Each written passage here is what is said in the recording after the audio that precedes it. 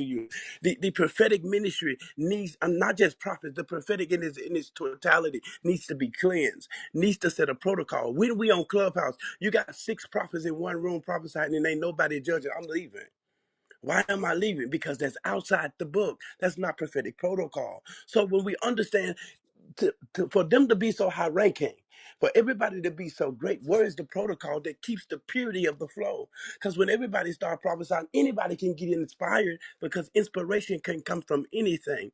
Money can inspire you. Demons can inspire you. Just being happy could inspire you. They can be drunk, inspired.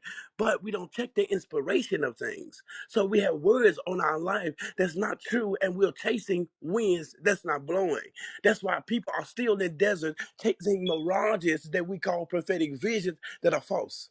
Because we prophesy things that do not exist.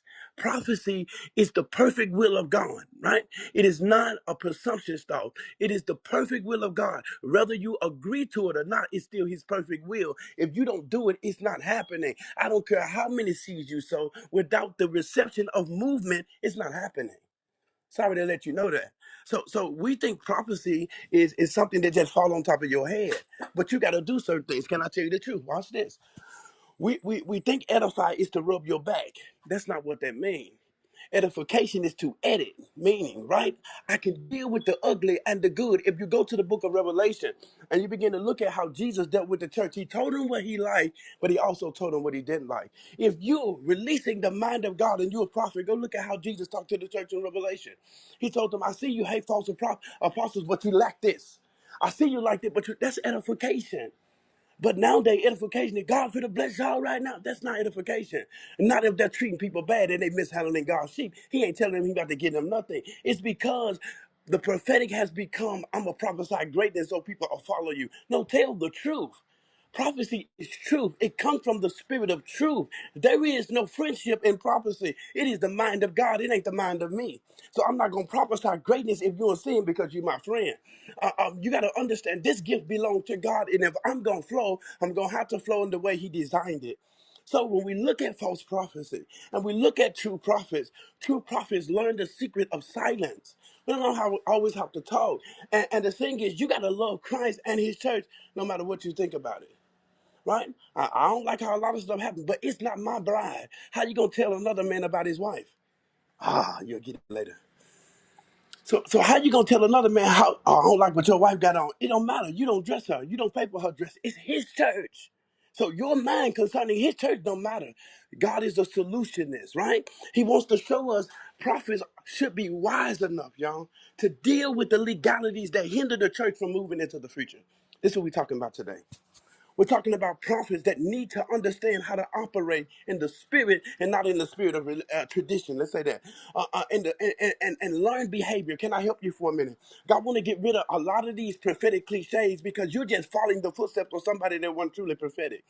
Because understand, if he called you, there's a language connected to your mental that you don't have to sound like Sister Berry. You can sound like who he created you to be. False prophets come from falsehood, trying to become something they're not. Now watch this. You got a gift, but you don't have a covenant. So you speak from yourself. The reason Samuel's words did not hit the ground because he was a covenant prophet. The difference between being born a prophet and being a covenant prophet, you can see but can't address. Hear me, y'all. So when you learn this, you're like, okay, God, I get it now. Just because I'm born a prophet, hear me, watch this. Every prophet is born with a prophet's spirit. He's not born with a prophet mantle. Neither is he sent on a mandate. I'm going to break these words down to you just a second. So the prophet spirit gives you the ability to see since you was a child. That's why we sing when we was little. I'm talking to free people. They know what I'm talking about. When you sing stuff running down your hallway, you sing spirits. When you were young, it's because you were born in your mother's womb. I formed you. Watch this. I ordained you a prophet in the womb. Meaning the spirit will recognize you got the prophet spirit. Watch this. But God trains you as you grow up. And then when it's time, he gives you the mantle. So I can see since I was little, the mantle gave me the language and the ability to address it. Now, another thing, watch this.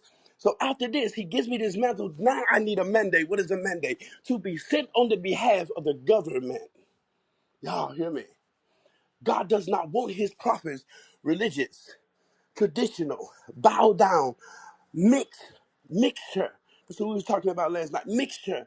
Prophets are those who are not mixed. They are God's prophets. They are not man prophets, nor denominational prophets. They are God's prophets. And the church is perfect and it's purchased. Remember that. Can y'all hear me? Somebody calling me. Uh, uh, God is perfect. The church is perfect in its purchase. So when we understand the duty of the prophet to the church, is to make sure that the bride is ready for the wedding. Hear what I'm telling you? It's not to tell her, you look back. No, I think your husband, I know your husband told me what he likes, so let me help you according to what he like. Hear me? He don't like that, take that off, put this on. That's what we're doing. We're readying the bride. Hear me? That's all prophets are doing in the end time, readying the bride and the people for the feast. Get dressed, get ready. He don't want you dressed like that. Take the garment off, put on your pure right garment. That's holiness, righteousness. He wants you this way. Hear me. He just don't want you getting houses and cars and still hoarding around. That's not true. God don't want that for you. That's not what he wants. He wants you to understand that he's the supplier of your life. So false prophecy leads you into goodness outside of God. But that's what you think it is. But when you understand you have missed so much time listening to men that's not connected. Covenant shows that I got a God. Hear me. That's why they call them the prophets of Baal, because they had another God. We're the prophets of who? Yahweh. Why? Because we have a God. So my words won't hit the ground if you send me.